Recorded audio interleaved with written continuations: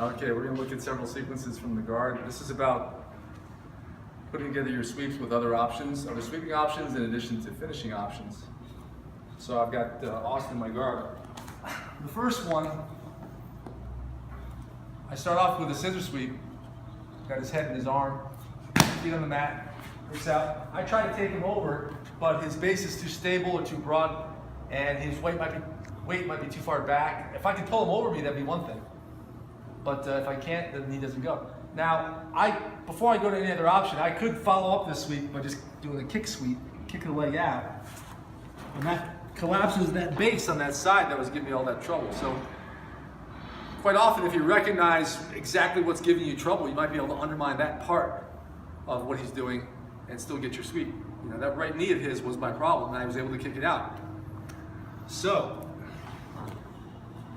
I went for the scissor sweep though, and instead of following up the sweep to another sweep, I extend my leg to the sky, it's up behind his ribs, and I rotated and brought my other leg past his head, while still holding his arm and his head. I have to make sure this arm does not get away from me.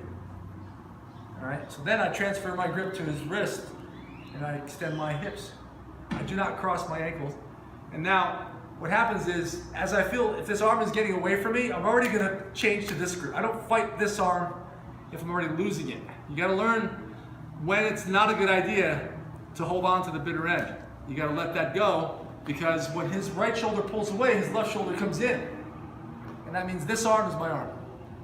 So I'm gonna pull this arm across, put my foot on his hip, let his head back in, side my legs, and rotate to the triangle. I've got his arm trapped into my arm, which means I can also arm lock him, and I can triangle him here and choke him. But I also have, since his elbow is against my left hip, I can bring his wrist to the other side of his head while the elbow stays there, and then I can extend, I'll hold this.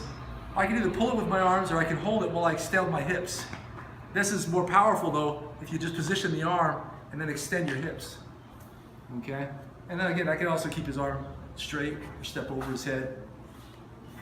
There's always a follow-up. The important thing to realize is that in Jiu Jitsu, the options don't end. They just basically go on forever. It's an ever-expanding flowchart of options. In many cases where it seems to go off the page, it actually winds back around to something else you've already done, and then it connects to other sequences that you've already done that connect to further options in other directions. So you look at initially how to connect things in a linear fashion, but then eventually it's more circular, more about cyclic options that keep coming back up.